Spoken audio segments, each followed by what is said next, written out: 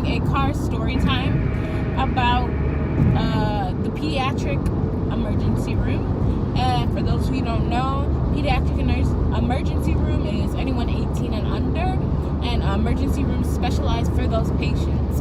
Of course, you can have people over 18 go there, but it's usually 18 and under. So we start the day. I meet my preceptor, awesome girl. She's been working at the job for about 4 years, states she loves her job, and, you know, just a happy person. And so, being that it's an emergency, we had an emergency room. We had a couple of people come in and out. Basic cold, so they'll send them home with ibuprofen. And knowing it's the time around flu season, we definitely check them for flu and RSV. If you don't know what RSV is, Google it. It's respiratory synovial virus, specifically in children under 3 years old. And so we walk in, and then we have this little boy. He's had a fever for about the past 3 days. We check his fever. I check his temperature, and he has a fever of about 103. So we definitely give him some Tylenol, I believe we gave him. And after that, the doctor comes in, checks the baby, and we look at him, and the doctor puts in his orders. So now the baby is about 3, maybe 4 months old. I believe it was 4 months old. For this baby, you know what the doctor orders? He orders a catheterization, putting in a line and getting some blood from the baby. And we had to do a throat culture for the baby because they wanted to test for something else. Now, I can imagine doing a catheterization on an old person. Like, it's there, you can do it, especially a man, it's easy. Doing a catheterization on like a 4-month-old is something completely different. Oh my gosh. The baby's so small and so gentle, like you don't want to do anything crazy and you don't want to hurt the baby, and the baby's crying, and it's just like, oh my gosh. So it was me, the nurse, and the LPN, and for the hospital, and all 3 of us, in addition, the mother had to hold the baby down just to get the catheterization.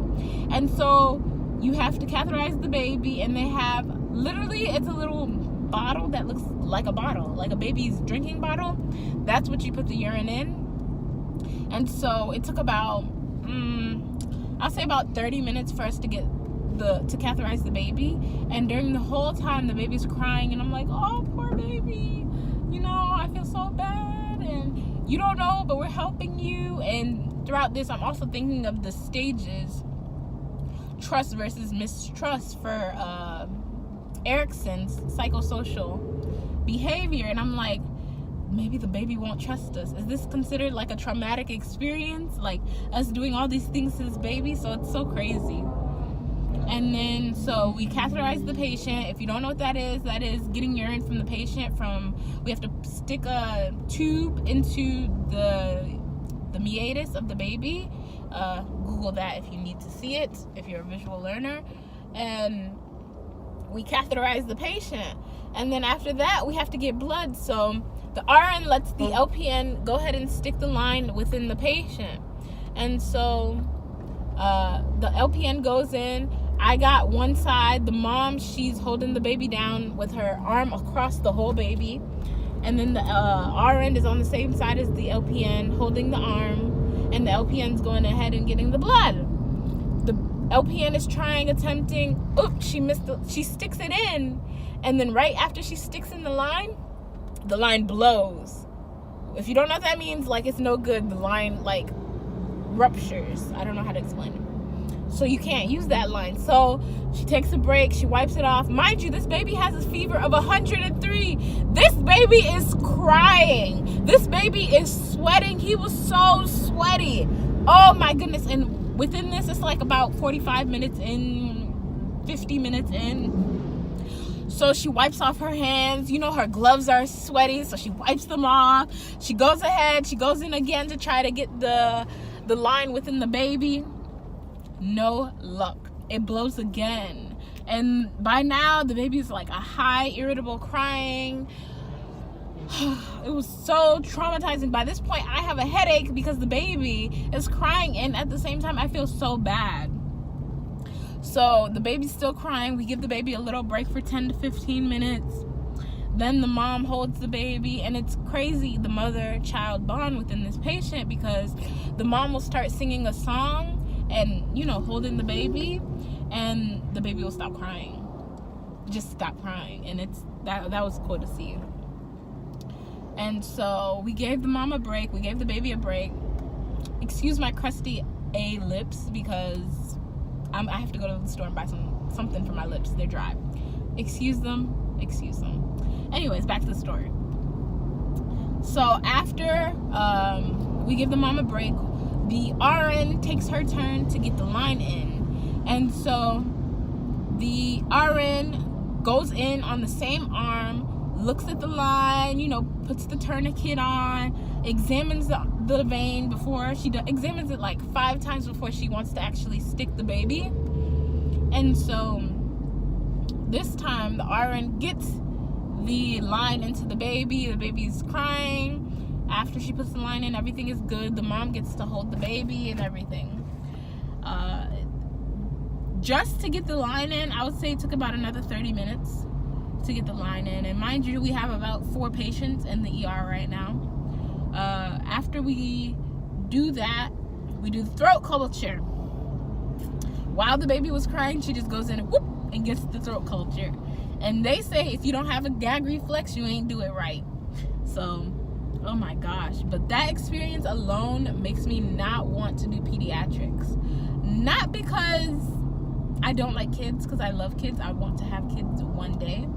But because I can't see a child like crying like that and knowing it's me doing it.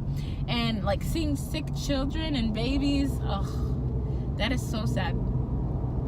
Like, even at one point when the baby started crying, I was like, oh my gosh, I don't know. And, you know, I'm trying to hold back my emotions and keep like a straight face. Like, I'm a pro, I'm a G, I got this, but I didn't have it. So, yeah, that's why I don't want to do pediatric nursing. Of course, you know, if it can always change, because we're going to be starting mother-baby clinical rotation, and that will be actually pretty exciting. Like, I think I can do that. But working pediatric is sad, and it's crazy because there's psych adolescents, you know what I mean? That day we had about 4 suicidal ideation patients come in, and dealing with that, and I have sisters around that age. I can't deal with that. Older people I can understand, and I can, you know, be more understandable, and I don't know.